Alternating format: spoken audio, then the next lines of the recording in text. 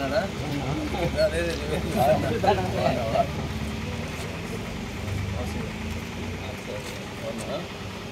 మీ PD number ఎంత?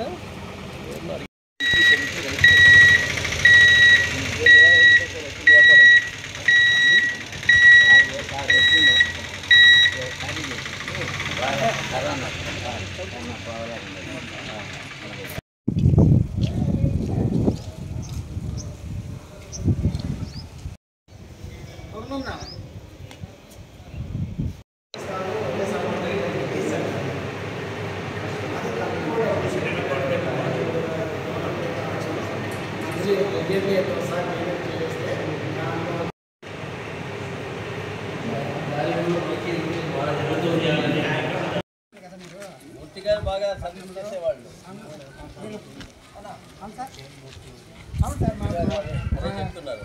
బాగా ఆయన పార్టీలో కూడా ఉన్నాడు, కొన్నాళ్ళ పాటు పనిచేశాడు.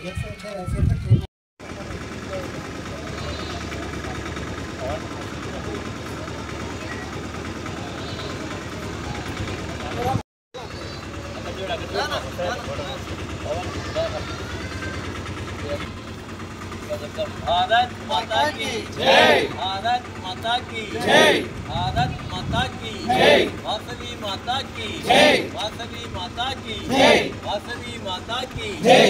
जय जय गीता भगवत गीता, जय जय गीता भगवत गीता, जय जय गीता भगवत गीता।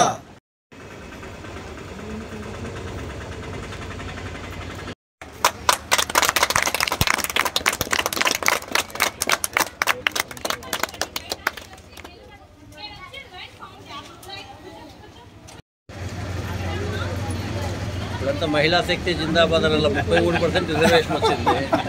వాళ్ళు మళ్ళీ మీరు ఇట్లాంటి సేమ ఉంటారు అట్లా బాగా.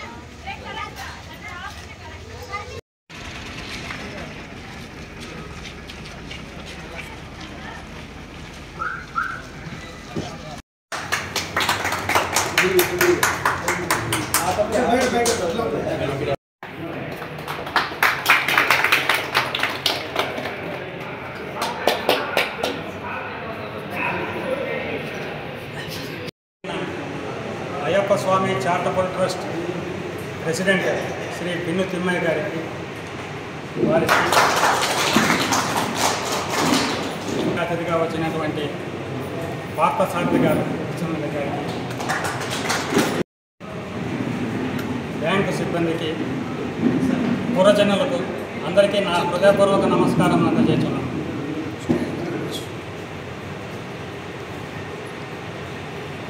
వేదికను అలంకరించవలసిందిగా కోరుతున్నాను.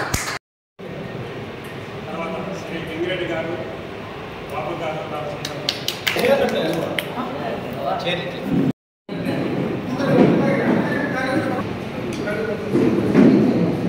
ఈ సృష్టిపై 84 లక్షల జీవరాశులను సృష్టించారు. అన్ని జీవరాశులలో కల్లా ఉత్తమమైనది మానవ జన్మ. ఎందుకంటే మానవునికి ఆలోచన శక్తి, సృజనాత్మకత, తెలివితేటలు అన్నీ ఇవ్వగలిగారు.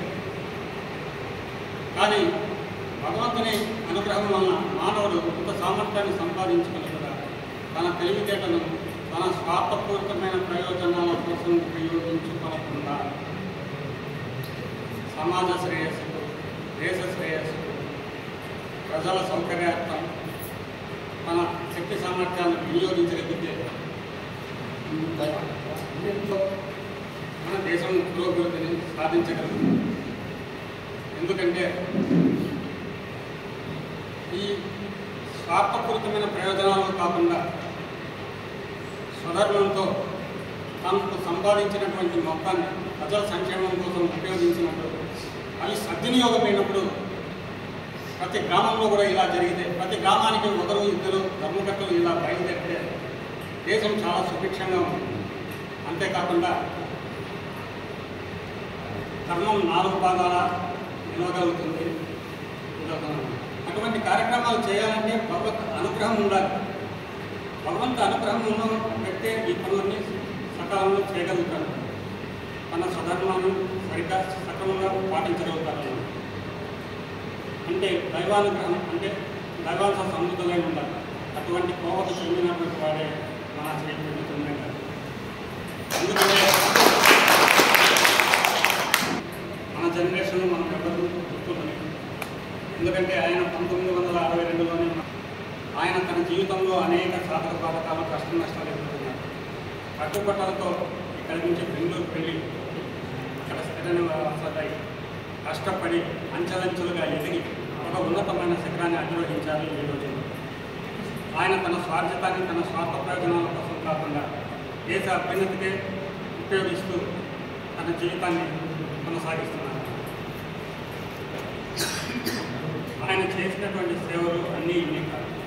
మధ్యలో నాకు గుర్తుని మాత్రం కొన్ని చెప్తాను. ఆవకర తాలూకా శైలాపురంలో కొంత భూమిని కొని ఇల్లు లేనటువంటి పేదలకు దానికి లేఅవుట్ వేయించి ఫ్లాట్గా విభజించి 39 మందికి పట్టాలు అందజేశారు. ప్రభుత్వంతో పోరాడి వాళ్ళకు నిధులు మంజూరయ్యేటట్టుగా కూడా కృషి చేశారు. తర్వాత మార్గానికుంటలో ఒక ప్రభుత్వ ఆసుపత్రిలో ఏ విధమైనటువంటి ఎక్విప్మెంట్ లేకపోతే 5 లక్షల రూపాయలు వెచ్చించి ఎక్విప్మెంట్ కూడా తెప్పించి ఇచ్చారు. పాతపాలెం గ్రామంలో కాలేజీ నిర్మాణానికి 2.5 ఎకరాల భూమిని కొనిచ్చారు ఈ ట్రస్ట్ తరఫున. సిరా గ్రామంలో స్కూలుకు గాను రూమ్స్ కూడా నిర్మించారు. అంతేకాకుండా 40 ప్రాథమిక పాఠశాలలలో మధ్యాహ్నం భోజన పథకానికి గాను విద్యార్థులు 6,800 స్టీలు కట్టలు స్టీలు గ్లాసులు కూడా డిస్ట్రిబ్యూషన్ నియమాలు చేశారు. ఆయన 22 సంవత్సరాలుగా ప్రతి శివరాత్రికి కూడా టీవీపురం సర్కిల్లో జాగరణ చేస్తూ అందరికీ కాఫీ, పాలు, టీ, బూస్ట్, హార్లిక్స్ అన్నీ కూడా డిస్ట్రిబ్యూషన్ చేస్తూ తెల్లవారులు జాగరణ చేస్తూ శ్రీభక్తులకు సేవ చేస్తున్నారు. ఇప్పటికి ఆయన దాదాపు 360 సార్లు పైగానే 354 సార్లు అయ్యప్ప స్వామికి దర్శనాన్ని దర్శనం చేసుకున్నారు. తను వెళ్ళినప్పుడు కూడా తన వెంట కొంతమందిని భక్తులను తీసుకొని వెళ్ళేవాడు. వాళ్ళకు అన్ని సేవలు సమకూర్చేవాడు. ఈ విధంగా తన సేవనంతా కూడా భగవద్గ్రహంతో సర్వీస్ చేస్తూ వచ్చారు. ప్రతి ఉగాది పండుగ కూడా ఆయన 350 నుండి 450 వరకు ఉచితంగా పేదలకు వస్త్రాలు బహుకరించారు. సెలక్షన్ కూడా ఎలా ఉంటుందంటే ప్రతి పల్లె స్వయంగా తిరిగి తర్వాత హ్యాండిక్యాప్, ఆ తర్వాత బిడ్డల నిర్లక్ష్యాన్ని గురై ఒంటరిగా ఉన్న వృద్ధ దంపతులు, ఇట్లాంటి వాళ్ళను అందరినీ సెలెక్ట్ చేసుకుని ఒక 400 మంది జమ అయిన తర్వాత అందరినీ ఒక చోటుకి రప్పించి వాళ్ళకు మంచి భోజనం అరేంజ్మెంట్ చేసి వాళ్ళకు వస్త్రాలు ప్రారంభిస్తూ వస్తున్నారు. అంతేకాదు మన పట్టణ గ్రామానికి క్రియేట్ చేసుకుంటే ఈ అమ్మవారి సేవకు 5 లక్షల రూపాయల వరకు దాదాపుగా డొనేట్ చేశారు. అంతేకాకుండా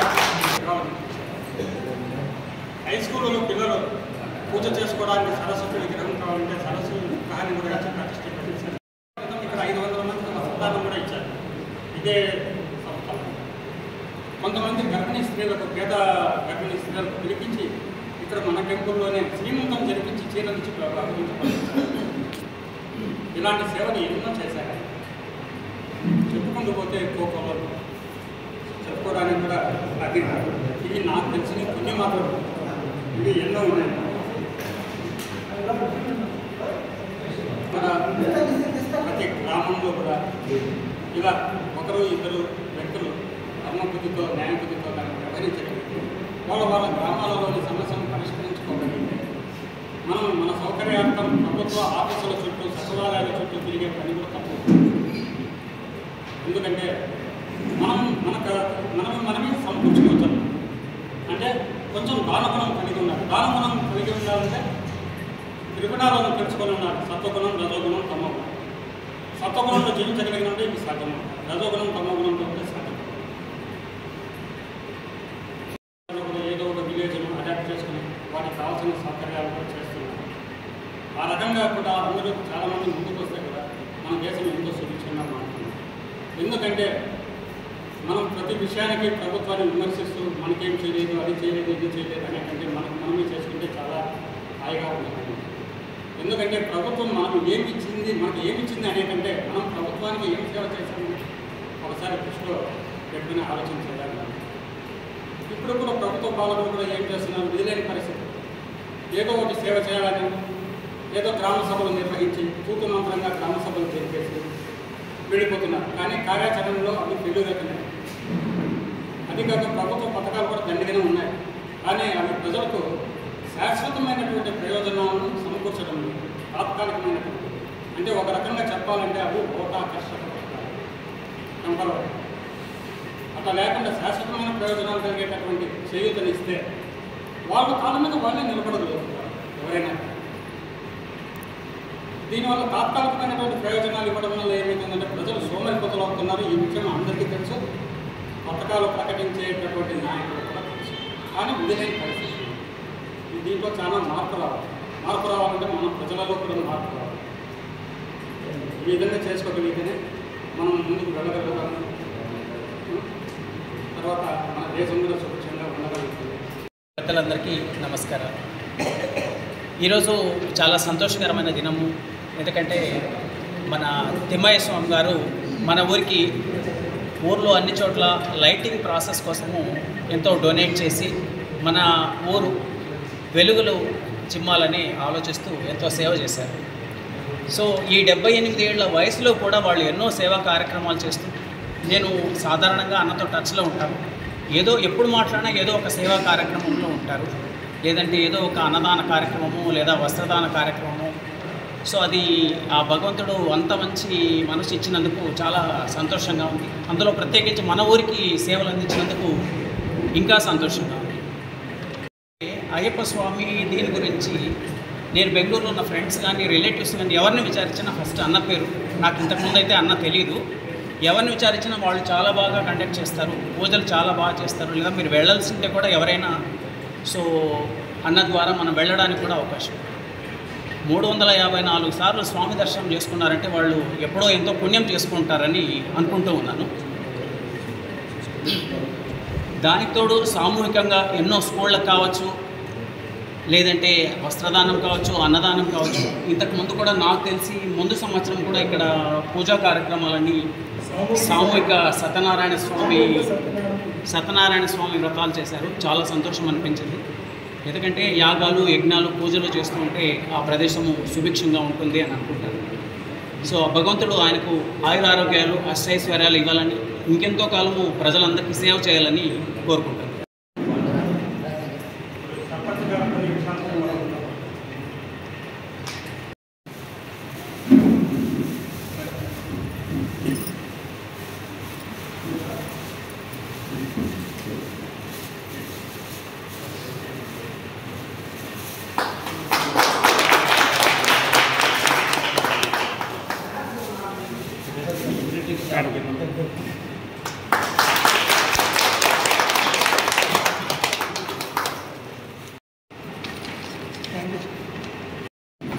ముఖ్యంగా అంటే అయ్యప్ప స్వామి ట్రస్ట్ ఆధ్వర్యంలో అయ్యప్ప ట్రస్ట్ సంబంధించి మన చైర్మన్ అయినటువంటి తిమ్మప్ప సార్ గారికి, తర్వాత అలాగే మన మాజీ ఎమ్మెల్యే గారు పార్థసారథి అన్న గారికి, తర్వాత అలాగే మనకు ఈ ట్రస్ట్ సంబంధించి ఉత్సాహంగా ముందరుండి నడిపించిన మన సాంబమూర్తి అన్న, ఆయనకు ప్రత్యేకంగా మా పంచాయతీ నుంచి ఆయనకు ప్రత్యేకంగా ఇది చేసుకోవాలి.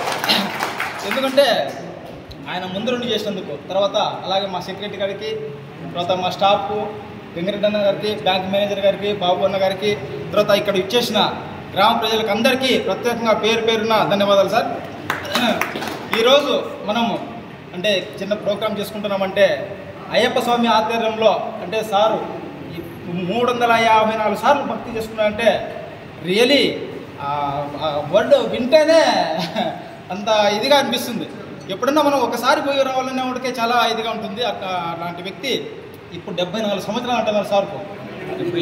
78 78 ఇయర్స్ అంటే అంత యాక్టివ్గా ఉండి, తర్వాత అదే కాక నాకు తెలియదు సార్ పేరు అయితేనే పట్నం తిమ్మప్ప స్వామి అనే పేరు అయితే నేను విన్నాను కానీ చాలా వరకు, కానీ చూడలే. నేను ప్రస్తుతానికి ఇప్పుడే చూస్తున్నాను సార్.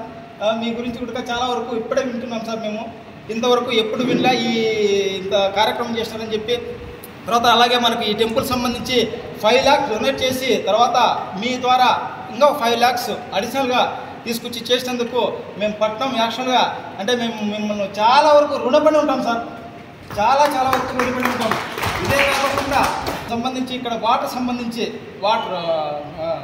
ప్యూరిఫైర్ వాటర్ అయితేనేమి, అలాగే వీధి దీపాలు యాక్చువల్గా మేము వేస్తున్నాం, పంచాయతీ నుంచి వేస్తున్నాం. కానీ మేము ఏదో 25 watts 30 watts వరకే మేము లిమిట్గా పోతూ ఉంటాం. కానీ మీరు 50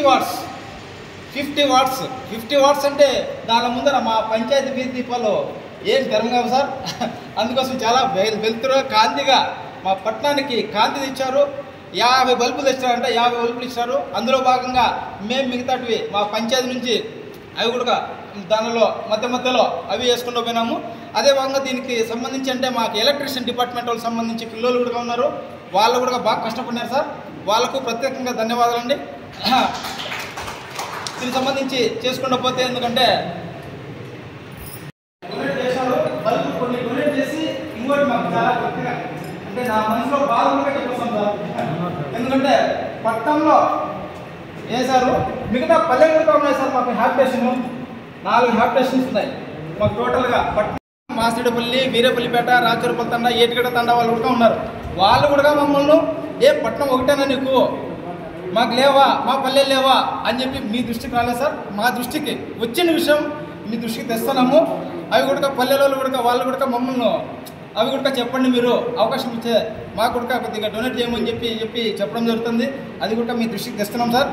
అది విషయము ఇందులో భాగంగా అని చెప్పి తర్వాత మాకు ఒక ప్రత్యేకంగా సార్ మా పట్టణం ప్రజలందరూ ఒకటి కోరుకుంటుంది ఏమంటే మాకు సంబంధించి ఇక్కడ ఒక బ్యాంక్ అనేది మీ దృష్టికి ఆల్రెడీ తెచ్చినాం సార్.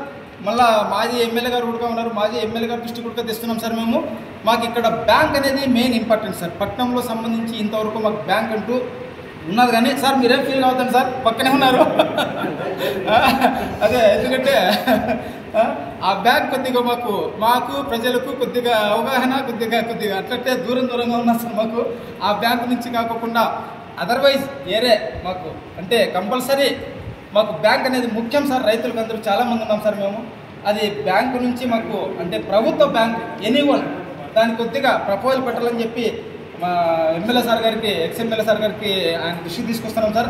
అది కూడా చూడాలని చెప్తున్నాం సార్. అదే కాకుండా కొన్ని ఇంకా ప్రాబ్లమ్స్ ఉన్నాయి సార్. తర్వాత మాకు సత్యమన్న గారు చెప్పారు ఇక్కడ లైబ్రరీ ఒకటి అరేంజ్ చేస్తామని చెప్పి కూడా చెప్పడం జరిగింది సార్. తర్వాత ఒక పార్క్ కూడా ఎక్కడన్నా అనేది అది చెప్పారు. ఇంకా అడిషనల్గా ఇంకా ఏమన్నా అనేది కూడా చెప్పారు సార్. అవన్నీ కూడా ఏదైనా మీ ట్రస్ట్ ద్వారా ఏమన్నా అవకాశం ఉంటే అది చేసి అందులో భాగంగా మిగతా పల్లెలు కూడా ఉన్నాయి. ఆ పల్లెలో కూడా కొద్దిగా బాగుంటే బాగుంటుందని చెప్పి మేము ఈ సభామూలకంగా చెప్పుకుంటూ ఈ అవకాశం ఇచ్చిన పెద్దలకు అందరికీ ప్రత్యేకంగా ధన్యవాదాలు తెలుపుతూ ఈ సభకు చేసిన ఈ పట్టణం ప్రజలకు ఈ వేదిక మీద ఉన్న పెద్దలకు అందరికీ ముఖ్యంగా పిన్ను తిమ్మయ్య గారు పుట్టిన కన్న తల్లి మీద ఎంత ప్రేమ ఉందో పుట్టిన ఊరి మీద అంత పేరుండి ఈరోజు మన ఊరికి ఇది సేవా కార్యక్రమాలన్నీ మనకు తెలిసినవి కూడా కొన్ని ఉన్నాయి. అవన్నీ ఆయన చేసినందుకు ఆయనకు ధన్యవాదాలు. మన మాజీ ఎమ్మెల్యే పార్థసారథి గారు మన చెరువుకు నీళ్లు లేక 4 సంవత్సరాలు 5 సంవత్సరాలు ఎండిపోయినప్పుడు ఆయన ఫ్లిప్లో ఎట్టి పరిస్థితుల్లో ఆ చెరువు నిండించాలనే ఉద్దేశంతో సోమేష్ కుమార్ కలెక్టర్ ఉన్నప్పుడు చాలా శ్రమపడి మనకు ఈ సప్లై ఛానల్ క్యాన్సిల్ అయిపోయిన దాన్ని మళ్ళీ ఓపెన్ చేయించి 15 రోజులు కలెక్టర్ 15 రోజుల్లో తయారు చేయాలంటే నేను 9 రోజుల్లో తయారు చేసి దాన్ని నిండిపించి తప్ప చేసి ఇదే గుళ్ళోనే ఈ అమ్మవారి శాలలోనే 32 కార్డులు వచ్చినాయి. ఆ రోజు ఊరికి 7 భోజనాలు పెట్టి అందరికీ మొత్తం మినిస్టర్లు ఎమ్మెల్యేలు ఎంపీలు అందరూ వచ్చినారు. ఇక్కడికి కలెక్టర్ వచ్చినాడు. వాళ్ళతో మళ్ళీ ఇది మన మల్లేపల్లి రోడ్డు కూడా ఒకటి శాంక్షన్ చేయించినాము కలెక్టర్తో. ఆయన 7 కూర్చొని 6 లక్షల రూపాయలు మన మాజీ ఎమ్మెల్యే పార్థసారథి గారి చేతుల మీద కానీ చెప్పు కూడా ఆయన సెలక్షన్ కూడా చేయించేసిపోయినారు ఇక్కడ. అటువంటి పరిస్థితి. ఈ గుడి వచ్చేసి అమ్మవారి గుడి.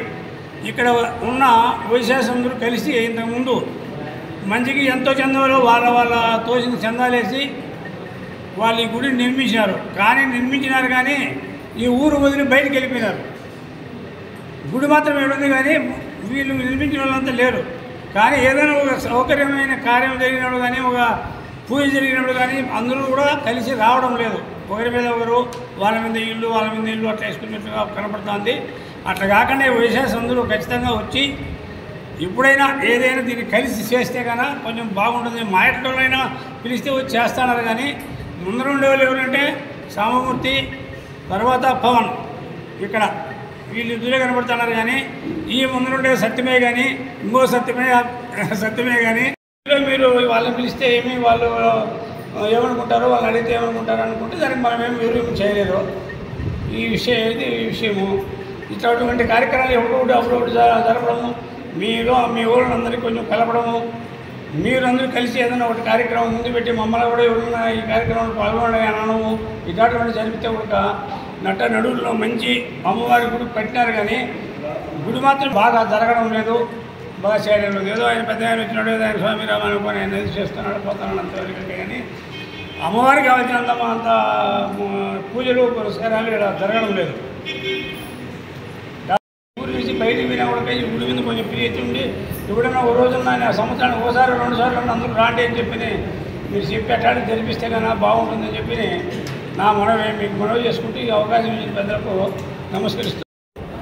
అందరికీ వందనాలు. ముఖ్యంగా దానము అంటే ఏమనేది ఒక చిన్న ఉదాహరణ. ఒకటి గురువు, ఒకటి దానము, ఒకటి ఆస్తి. మూడింటి గురించి చిన్నగా క్లుప్తంగా మీకు చెప్తాను, దాన్ని తెలుసుకోండి. మొదటిది దానం అనేది ఒక ఊర్లో భార్యాభర్తలు తనకుండే ఆస్తి అంతవరకు అయిపోయేంత వరకు అయ్యేంత వరకు దాన ధర్మం చేస్తారు.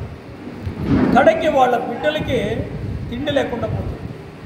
అప్పుడు వాళ్ళ శ్రీమతి అడుగుతుంది, స్వామి మీరు ఇంతవరకు దాన ధర్మం చేసినారు, ఆస్తి అంతా ఖాళీ అయింది, అయినా నేను బాధపడలేదు. మీ చేతోడు సాతోడుగా నేనుండి దాన ధర్మం చేసినాము, ఇప్పుడు మన బిడ్డలకి తిండి లేదు, దీనికి కారణం ఏమని అడుగుతుంది. ఏ విధంగా చేయాలని అడుగుతుంది. అప్పుడు ఒక ధనికుడు పల్లెలో చాటించుకొని వస్తాడు, నేను పుణ్యాన్ని కొంటాను, ఏమిటిని పుణ్యాన్ని కొంటానని చెప్పి ఆయన చాటింపు వేసుకొని వస్తున్నప్పుడు ఆ భార్య చెప్తుంది, మీరు ఇన్నేళ్లుగా దానం చేసినారు కదా, ఆ దానాన్ని కొంచెం అమ్మిడిసి డబ్బు తేండి, నా బిడ్డలకి భోజనం పెడతామని అడుగుతుంది. అక్కడి నుంచి వాడు 3 దినాలు ప్రయాణం కావాలా, ధనికుల ఇంటికి పోవాలి అట్లాంటి. అప్పుడు చెప్తాడు, మార్గమధ్యంలో బుద్ధి లేదు కదమ్మా, నేను ఎట్లా బయలుదేరేది అన్నప్పుడు వాళ్ళ ఇంట్లో ఉండే ఆ పాత్రలో ఆ పిండిని 4 రొట్లు 6 రొట్లు చేసి దానికి ఇచ్చి పంపిస్తుంది. అక్కడి నుంచి 3 దినాలు ప్రయాణం చేయాలి. 3 దినాలు ప్రయాణం చేసేటప్పుడు 2 దినాల ప్రయాణంలో 2 రొట్లు తింటాడు, ఇంకా 2 రొట్లు మాత్రం తన దగ్గర బాకీ ఉంటుంది. మార్గమధ్యంలో ఒక వయసు అయిన అతను ఆకలి అని అలంటిస్తూ ఉంటాడు, చెట్టు కింద పండుకో ఉంటాడు. మార్గమధ్యంలో ఈ పోయేటప్పుడు చూస్తాడు అతను, ఏం నాయన అంటే నాకు చాలా ఆకలిగా ఉంది, నాకేమైనా తిండి తినకపోతే నేను చనిపోతాను అట్లా అని ఆయన చెప్పినప్పుడు ఈయన దగ్గర 2 రొట్లు మాత్రం ఉంటుంది. తను తింటే అతనికి ఇయ్యలేడు, అతనికి ఇస్తే తను ఏం యోచన చేస్తాడు, సరే నా బతికేదో నేను బతుకుతానని చెప్పిన 2 రొట్లు అతనికి ఇచ్చేసి అతని ఆకలి తీర్చి నీళ్ళు ఇచ్చి ముందరికి పోతాడు. ఆ ధనికుని ఇంటికి పోయినప్పుడు వానికి తెలుసు ఇతను దాన ధర్మం చేసి తన ఆస్తి అంతా కంప్లీట్గా దానం చేసినాడని ఆ ధనికునికి తెలుసు. కాబట్టి నీ యొక్క దానాన్ని నేను కొంటానని చెప్పింటే రేపు సమావేశం ఏర్పరుస్తాను. సమావేశం ఏర్పరిచినప్పుడు తన భార్యకి దివ్య దృష్టి ఉంటుంది, ఆ ధనికుని భార్యకి. అప్పుడు ఆమె చెప్తుంది, ఇన్ని సంవత్సరాలు చేసిండే దానం నాకు అవసరం లేదు, ఆ 2 రొట్లు దానం చేసినారు కదా దాన్ని ఇమ్మని చెప్పండా అని చెప్పి భర్తకు చెప్తుంది. భర్తకు చెప్పినప్పుడు త్రాసు తెచ్చి పెడతారు. ఆ 2 రొట్లు దానం చేసిండేది ఒక పక్కన, ఈ ధనికుని ఆస్తి పూర్తి పెడితే కూడా ఆ త్రాసు లేలేదు. ఎందుకు లేదు? అంత దానం చేసిండే ఆస్తి కన్నా 2 రొట్లు దానమే ఎందుకు అడిగింది ఆమె? చెప్పండి ఎవరైనా. అన్నదానం కాదు సార్, నా ఆకలి నేను చంపుకొని ఇచ్చినప్పుడే అది దానం అవుతుంది. తన ఆకలిని 2 రొట్లు తన తినకుండా ఇచ్చిండేదే గొప్ప దానమైంది. దానంలో సులభమైన దానం ఏది చెప్పండి? దానంలో సులభమైన దానము యావదు? సరైన సమాధానానికి 200 రూపాయలు ఇస్తాను. ఎవరైనా చెప్పచ్చు. అన్నదానం చేయాలంటే బియ్యం తేవాలా, కట్లు తేవాలా, వంట చేయాలా, వడ్డించల్లా, సాంబారు రసం అన్నీ తేవాలా. సులభమైన దానం రక్తదానమా? రక్తదానం ఇస్తానంటే తిరిగి నువ్వు ఇంటికి పొల్ల తిరిగి కొనాలి, ఇచ్చేకాయల్లా, నీకు ఫ్రూట్ ఇవ్వాలా, పండ్లు ఇవ్వాలా, అన్నీ చేయాలా. విద్యాదానం చేయాలంటే బుక్కులు తేవాలా, ఫీజు కట్టాలి. విద్యాదానం అట్లా అంటే అంతే కదమ్మా.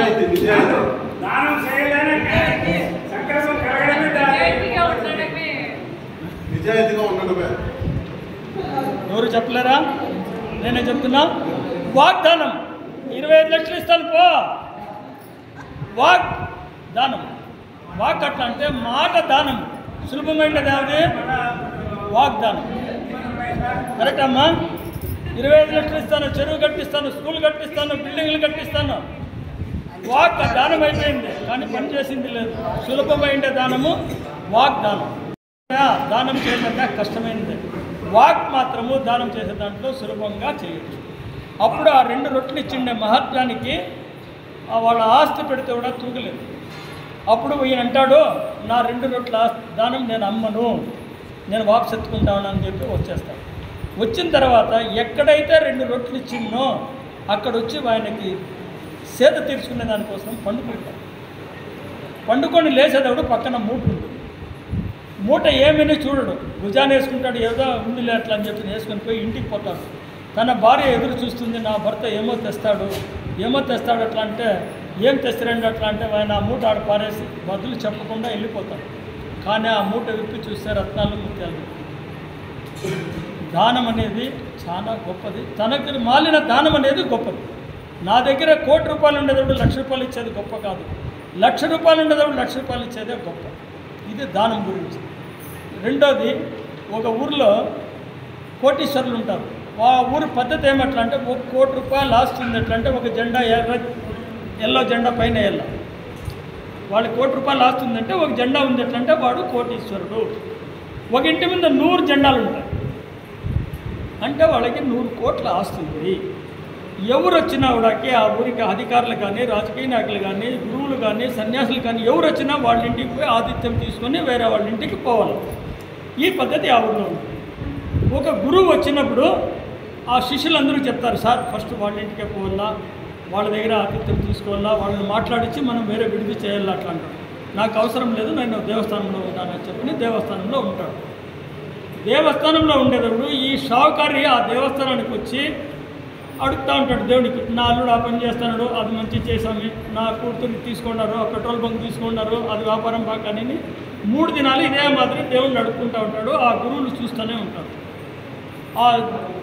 ఆ ధనికుని దగ్గర పోయి చెప్తారు, ఇట్లా ఒక గురువు వచ్చినాడు, మీ ఇంటికి రానేలేదు చూడు, వాడికి ఎంత ఇది ఉండాలా అట్లా. అప్పుడు బట్టలతో పంపిస్తాడు గురువు గారికి, నేను రమ్మని మా ఇంటికి అట్లా, నేను వచ్చేలేదయ్యా అట్లా అంటాడు. రెండో దినం గురువు గారే వచ్చి అడుగుతాడు, మా ఇంటికి ఆదిత్యానికి రాండి స్వామి అట్లా. నువ్వే ఒక భిక్షగాడయ్యా, నీ దగ్గర నేనేమయ్యా భిక్ష తీసుకునేది అంటాడు. వాడిని కోపం వస్తుంది. 100 కోట్ల ఆస్తి నాకుంది, నన్ను భిక్షగాడు అంటావా నువ్వు? భిక్షగాడు కాకపోతే దేవుని దగ్గర ఏమడుగుతుంది 3 దినాలుగా? అడిగినాతోనే ప్రతిదినం అది ఇది అని అడుగుతా ఉన్నావు కదా. అప్పుడు అడిగినాడు ఎవడు? భిక్షగాడు. నువ్వు భిక్షగాడు. కోపం వస్తుంది, లేదు మీరు రాను అట్లా అంటే, సరే వస్తాను అట్లా అంటాడు. నీకేదో ఒకటి ఇస్తాను అట్లా అంటాడు. ఏదో ఒకటి ఇస్తాను అట్లా అన్నట్టు ఈ ధనికుడికి ఇంకా ఆశ జాస్తి అయిపోతుంది. సరే ఊళ్ళో ఉన్న వాళ్ళందరినీ ఒక 50,000 మందిని పిలిచి సమావేశం చేసి స్వాములకి సన్మానం చేయాలా అట్లా అని చెప్పిన అందరికీ భోజనం అన్ని వ్యవస్థ చేసి స్వాముల్ని గౌరవంగా పిలుచుకొని వస్తారు. పిలుచుకొని వచ్చిన తర్వాత ఈయన సభా మండపంలోనే అడుగుతుంటాడు, అదేమో ఇస్తానంటే జల్దీ, అదేమో ఇస్తానంటే జల్దీ, ఇస్తాను ఉండయా అట్లా. అందరిది భోజనాలు అయిపోతాయి, అందరూ వెళ్ళిపోతూ ఉన్నారు కదా, రా రూమ్లోకి రా ఇస్తాను అట్లా అంటారు. రూమ్లోకి రా అంటానట్లు వీనికి ఆనందం అయిపోతుంది. ఏమో మంత్రమో మాటమో ఇస్తాడు, నా ఆస్తి ఇంకా 100 అయిపోవచ్చు అని ఉద్దేశంతో లోగాపోతే ఒక సూది తీస్తాడు, బట్టలు కుట్టే సూది ఉంది కదా, ఆ సూది చేతికిచ్చి చచ్చిపోయినాక నాకు అంటాడు. చనిపోయినాక ఎట్లా ఇచ్చేది, నువ్వెట్లా గురువులే, చాండాల గురువు నువ్వు అట్లా అని చెప్పి నేను కోపం వచ్చి కొట్టకపోతాడు. అప్పుడు అడుగుతాడు, నువ్వు చనిపోయిన తర్వాత ఈ సన్న సూది నాకు ఇచ్చే కాలేదట్లాంటి ఈ ఆస్తి ఎట్లా ఎత్తపోతావు నువ్వు? ఈ 100 కోట్ల ఆస్తి ఎట్లా ఎత్తపోతావు? సన్న సూది ఇచ్చే కాలేదు నీకు. 100 కోట్ల ఆస్తి ఎట్లా ఎత్తపోతావు? అట్లా అంటానట్లే వాడికి మనసు చంచలమైపోతుంది. అవునా లేదు? ఈ సూది నేను ఎత్తపోయి ఈ ఆస్తి ఎట్లా ఎత్తపోతాను? అప్పుడు అడుగుతాడు ఏం చేయాలి? జనాలకు ఉపయోగపడేది, అందరికీ ఉపయోగపడే కార్యక్రమం చెయ్యి అట్లా. అందరికీ ఉపయోగపడే కార్యక్రమం. అప్పుడు నలుగురు స్నేహితులు అతనికి ఉంటారు. గురువు ఇట్లా చెప్పినాడు అట్లా అంటే ఓ దేవస్థానం కట్టాయా, అందరూ పోతారు. కడతాడు. ఒక 50 లక్షలు ఖర్చు పెట్టి ఓ దేవస్థానం కడతాడు. ఎవరు పోతారు? హిందువులు మాత్రం పోతా ఉన్నారు. అప్పుడు గురువుకి పోయి చెప్తాడు, స్వామి హిందువులు మాత్రం పోతా ఉన్నారు, ఏం సబ్జెక్ట్? అయ్యో మసీదు కట్టాయా? మసీదు కడితే ఎవరు పోతారు? బిడ్డ స్వామి మాత్రం పోతారు. ఓ చర్చి కట్టు, చర్చి 3 దేవస్థానాలు కడతాడు, 3 పోతా ఉన్నారు కదా స్వామి, ఏం సభలు చేయాలి నేను? అప్పుడు చెప్తారు వైద్యాలయ, విద్యాలయ, మూత్రాలయ. యావది? వైద్యాలయ, విద్యాలయ, మూత్రాలయ. ఈ 3టికి అందరూ పోతారు కదా. మూత్రం పోవాలంటే అందరూ పోవాలా, విద్యకు పోవాలంటే అందరూ పోవాలా, వైద్యం పోవాలంటే అందరూ. అప్పుడు చెప్తాడు ఆ 3 ఆయన చేస్తాడు. చేసి వానికి మనసుకు నెమ్మది తిరుగుతుంది. ఇప్పుడు అందరూ పోతా ఉన్నారు, జాతి భేదం లేకుండా పోయేదాడా ఈ 3 జాగాలు. ఆ విధంగా ఆయన 3. గురువు అనేవాడు ఎట్లుండాలా? గురువు అంటే ఎట్లుండాలి? మనకి మార్గదర్శకులు ఎట్లుండాలి? అట్లా అంటే ఒక గురువు ఉంటారు, అతనికి లక్షాంతర మంది శిష్యులు ఉంటారు. ధన కనక వస్తు వాహన ఏమడిగితేనే ఇచ్చేకి శిష్యులు తయారుగా ఉంటారు. ఆ శిష్యులే జడ్జిలుగా ఉంటారు, సెక్రటరీలుగా ఉంటారు, లాయర్లుగా ఉంటారు, అందరూ ఉంటారు. కానీ ఆ గురువు ప్రతి ఒక సన్న దొంగతనం చేసి 6 నెలలు జైలుకి పోతాడు. ప్రతి సంవత్సరము ఒక సన్న దొంగతనం చేసి 6 నెలలు జైలుకి పోతాడు. ఎందుకు పోతా ఉన్నారమ్మా? ఏమడిగితే ఇచ్చాక అందరూ తయారుగా ఉండేటప్పుడు సన్న దొంగతనం చేసి జైలుకి ఎందుకు పోవాలి? ఎందుకు పోవాలి సార్? ఆ జడ్జిలు వాళ్ళకందరికీ అర్థం కాక జడ్జి అడుగుతాడు, స్వామి నేను మీ శిష్యుడిని, మీకు పనిష్మెంట్ ఇచ్చే అట్లా స్ట్రీట్లో నన్ను కూర్చోబెట్టినారు, కారణం చెప్పి జైలుకి పోండి అట్లా. అప్పుడు ఆయన చెప్తాడు, బయట ఉండి మిమ్మల్ని ఇంతమందిని నేను సద్భావనతో సద్బుద్ధితో నడిచేట్లు చేసినాను. జైల్లో ఉండేవాళ్ళని చేసేవాళ్ళు ఎవరయ్యా? నన్ను ఊరికే జైలుకి పొమ్మంటే పంపిస్తారేమయ్యా? అందుకే సన్న దొంగతనం చేసి నేను 6 నెలలు జైల్లో ఉండి వాళ్ళకి ఉత్తపోతు చేసేకపోతా ఉన్నానని చెప్తాను. మంచి చేపించేదానికోసరము ఊరికే జైల్లోకి పంపించాలి కదా. మనము మంచి చేయాలట్లా అంటే నేను అందుకోసరము లోగా ఉండే వాళ్ళకి సద్బుద్ధి నేర్పించి దానికోసము ప్రతి సంవత్సరము 6 నెలలు లోగా ఉండి 6 నెలలు బయట ఉంటా ఉన్నాను అట్లా అని చెప్పని అతను చెప్పారు. ఇది గురువు భావన. దానం అనేది ఇది రుణాన బంధ సురేపణ పశుపత్ని సుతాలయ. రుణం అనేది ఆ భగవంతుని సంకల్పం. ఒక రుణం ఉంటేనే జలాయోగ, శిలాయోగ, స్థలయోగ. ఈ స్థలంలో అమ్మవారి ప్రతిష్ఠ కావాలట్లా అని చెప్పని 18 ఏళ్ళలో 20 ఏళ్ళలో కాసుకొని అమ్మ ప్రతిష్ఠ. జలాయోగం వీడు కావాలట్లా అంటే ఎన్నెండో కాసుకున్నాక జలాయోగము, స్థలాయోగము, శిలాయోగము 3 యుగాలు ఉన్నాయి. ఆ రుణం తీర్చుకోవాలట్లా అంటే తల్లి రుణము, జన్మ ఇచ్చిండే భూమి రుణము, గురు రుణం, ఈ 3 రుణాలు తీర్చుకునే కాయలా తల్లి రుణము తీర్చుకుంటాననే దానికి ఒక సన్న ఎగ్జాంపుల్ చెప్తాను. తల్లి తన కష్టపడి తన కొడుకుని ఫారెన్కి పంపిస్తుంది. ఆయన 100 కోట్ల ఆస్తి సంపాదిస్తాడు. ఆమె పేదరాలుగా ఉండి తన కొడుకుని చదివించి పంపిస్తుంది. ఆ 100 కోట్ల ఆస్తి సంపాదించిన తర్వాత తన తల్లి స్వగ్రామంలో ఉండేటప్పుడు అతను చెప్తాడు, అమ్మ నేను వస్తా ఉన్నాను, నీ రుణం తీర్చుకుంటానమ్మా అట్లా.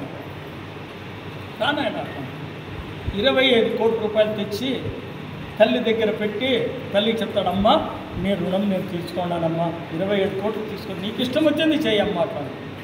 ఆ తల్లి ఏం చెప్తుంది తెలిసిన, ఈ 25 కోట్లు పక్కన పెట్టినాయన ఒక పని చేయండి, ఏమి 7 దినాలు నువ్వు నా పక్కన పండుకోనాయనా అట్లా. 7 దినాలు నా పక్కలో పండుకోనాయనా అట్లా. అదేమమ్మా మహాభాగ్యము, పండుకున్న తర్వాత మొదటి దినం దగ్గుతుంది. దగ్గుతా ఉంటే ఈయనకి నిద్ర లేకుండా ఏమ్మా ఇట్లా దగ్గుతా ఉన్నావు, మాత్రం వేసుకుంటుంది. 2వ దినము లేపుతుంది, నాయన నీళ్లు కావాలరా ఇస్తుంది. 4 తూర్లు 5 తూర్లు 6 తూర్లు దినంలో లేపుతా వస్తుంది. లాస్ట్ వచ్చి గ్లాసులో ఉండే నీళ్లు పడుకు మీద పోసి నాన్న పడకంతా తడిసిపోయిందిరా. ఏమమ్మా నీతో నాకు భలే కష్టమే కదమ్మా, ఏమమ్మా 6 దినాలుగా నాకు నిద్ర లేకుండా చేస్తా ఉన్నావు కదమ్మా. 7వ దినమో మూత్రం చేస్తుంది లేపుతుంది. అప్పుడు చెప్తే అమ్మ నాతో అయ్యలేదండి, ఇంక నాతో నీ పక్కలో పండుకునే అయ్యలేదు, నేను పక్కలో ఉంటాను అట్లాంటి. అప్పుడు ఆమె చెప్తుంది 25 కోట్లు తెచ్చి పెడితే నా రుణం తీరుస్తానని. నిన్ను నేను ఎట్లా సాకిండాలా, నువ్వు ఎన్ని తూర్లు ఉచ్చులో పోసింటావు, ఎన్ని తూర్లు గలీజ్ చేసింటావు, నీకు ఎన్ని తూర్లు బాగలేనప్పుడు నేను చూస్తూ ఉంటాను, నా రుణం ఏంద్రా, నువ్వు 25 కోట్లు తూకం కడతా ఉన్నావా అట్లా అని చెప్పింది తల్లి. చెప్పి ఆ దిక్కు ఒకటి భగవంతుని దయ వల్ల ఈ ఒక సేవ చేసేదానికి భగవంతుడు నాకు మనసు ఇచ్చినాడు, దానికన్నా గొప్ప భార్యని ఇచ్చినాడు నాకు. దేవుడు కనపడే దేవుడు యాడున్నారట్లా అంటే నేను సమామండపంలో చెప్తాను, నా భార్య శ్రీమతి. కనపడకుండా ఉండే దేవుడు అక్కడ ఉన్నాడు, కనపడే దేవుడు ఇక్కడ ఉన్నాడు. ఎందుకట్లా అంటే ఏమైనా చేస్తామట్లా అంటే అడ్డం రాకుండా ఏదన్నా చేస్తామట్లా అంటే వాళ్ళకి తెలియకుండా ₹1 కూడా దానం నేను చేయను, చేసేదానికి అడ్డం రాదు. ఇది మాకు భగవంతుడు మా బిడ్డలు కూడాకి వాళ్ళకి ఏమి ఇవ్వాలో వాళ్ళ బరువు తీర్చుకోవడం. వాళ్ళది ఒక బిడ్డలు అట్లా అంటే భాగ్యదానం. మనకి బిడ్డలు ఉన్నారు అట్లా అంటే వాళ్ళకి మనము ఏ జన్మలో భాగ్యం ఉంటే ఈ జన్మలో వాళ్ళు తీర్చుకునేకి మన ఇంట్లో బిడ్డలుగా పుడతారు. దీనికి ఒక కథ ఉంది, చెప్పచ్చునా? టైం ఉందా?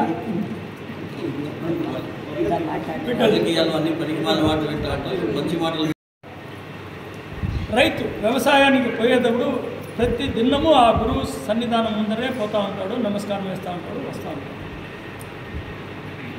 అతనికి ఒక మనసు వస్తుంది, ఇంతమందికి గురువులు బోధన చేస్తూ ఉన్నారు, నేను ఎందుకు బోధన తీసుకోకూడదు అని మనసు వస్తుంది.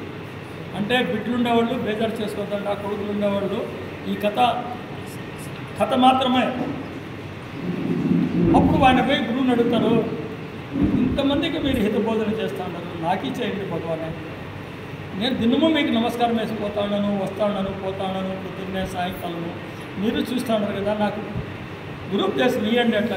గురువు చెప్తాడు, వానికి దివ్య దృష్టి ఉంది. నీ భార్య ఇప్పుడు గర్భవతినా? అవును సార్. రాత్రికి నీ భార్య దగ్గర కూర్చొని మాట్లాడి నీకు పుట్టబోయే బిడ్డల్ని నాకు ఇయ్యాల, నాకు ఇస్తానట్లా నీకు గురు బోధన చేస్తాను అని చెప్పిన తర్వాత వాళ్ళ భార్య ఏమంటుంది తెలిసిన, అందరికీ గురువు విద్య నేర్పించి పంపిస్తూ ఉన్నారు, ఎవరిని పెట్టుకోలేదు, ఎవరిని సాకుతామని ఇంతవరకు మనం చూడలేదు. మన బిడ్డల్ని గురువు సాకుతాడంటే ఇంతకన్నా భాగ్యం కావాలన్నా ఒప్పుకో. అప్పుడు ఆయన చెప్తాడు, ఒప్పుకున్న తర్వాత మనము బదలా ఇస్తే ఆయన శాపం ఇస్తాడు, యోచన చేయండి, లేదన్నా ఒప్పుకుండా ఇస్తాము. సరే అని చెప్పింది. 2వ దినము భార్యాభర్తలు ఇద్దరు పోయి పూలు పళ్ళు ఎత్తుని పోయి స్వామి పాద పూజ చేసి గురువుపదేశం తీసుకుంటాం. తీసుకున్న తర్వాత బిడ్డ ప్రసవించిన తర్వాత బిడ్డను ఎత్తుకొని గురువుల దగ్గర రావాలి కదా, నేత బిడ్డను ఎత్తుకొని రమ్మన్నారు, ఎత్తుకొని వస్తారు. వాళ్ళ ఆశ్రమము 100 ఎకరాలు ఉంటుంది. ఏదో ఒక జాగాలో పోయి గుంత తీసి ఈ పసిబిడ్డని గుంతలో వేసి మూసేస్తారు. మూసేసినప్పుడు ఆ తల్లి కరులు ఎత్తుంది చెప్పండి, తల్లి మనసు కుతుకుతా ఉంటుంది. ఏం గురువులయ్యా వీళ్ళు, బిడ్డను సాగుతాడనుకుంటే మనలో వేసి మూసేసుకొని ఎట్లా గురువులయ్యా వీళ్ళు అని అనుకొని మనసులో అనుకుంటుంది, కానీ బయట చెప్పదు. చెప్తే ఏదో శాపం ఇస్తాం. సరే, 2వ బిడ్డ అయినప్పుడు తెమ్మంటారు, తెస్తే మధ్యలో కొంచెం జాగా వదిలి అదే మాదిరి 2వదిని మందు చేస్తారు. అప్పుడు ఆ తల్లికి కోపం తట్టుకోలేదు, అయినా మాట్లాడేదానికి రాలేదు. 3వ బిడ్డ అయినప్పుడు ఈ బిడ్డను ఈకూడదు గురువులకని అనుకుంటానంటే గురువు వాటికి వచ్చేస్తాడు. వచ్చేసి చెప్తాడు, అమ్మ ఈ బిడ్డ నాకొద్దు, ఈ బిడ్డ నాకొద్దు, ఆశ్రమానికి తేండి అని చెప్తారంట. అప్పుడు ఆయన కొంత సంతోషమైంది, ఓహో ఈ బిడ్డనైనా నాకు వదిలినాడు అని చెప్పిన తర్వాత ఆ బిడ్డను తెచ్చి ఆశ్రమంలో మధ్యలో జాగా వేసి తెల్ల బట్ట పరిచి ఆ మగుని ఆ బిడ్డని దానిపైన పండేసి ఈ ముగ్గురికి వెనకటి జన్మ దివ్య దృష్టి, ఈ భార్యాభర్తకి దివ్య దృష్టి ఇచ్చి అప్పుడు అడుగుతాడు, మొదటివాడిని అడుగుతాడు, మొదటి బిడ్డను కూర్చుని అడుగుతాడు, ఎందుకయ్యా నువ్వు మీ ఇంట్లో పుట్టావు అని అడిగితే అప్పుడు చెప్తాడు, నువ్వు ఎట్లా గురయ్యా, చాండాలు గురయ్యా, పరమ గురయ్యా, నోటికి వచ్చినట్టు 100 కోటి తిట్లు తిప్పుతాడు. ఎలా అట్లా అంటే పోయిన జన్మలో వీళ్ళు నాకు మోసం చేసింది, తీర్చుకునేదానికి నేను వాళ్ళ ఇంట్లో పుడితే నన్ను తెచ్చి మోసం బూడి చేసేసి మన్ను చేసేస్తుంటారయ్యా, నువ్వు ఎట్లా గురువయ్యా అట్లా అంటే అంత కోపము ఆ తల్లిదండ్రుల మీద. ఆ 2వ వాడిని అడుగుతాడు, వీనికి 100 ఇంతలు తిడతాడు.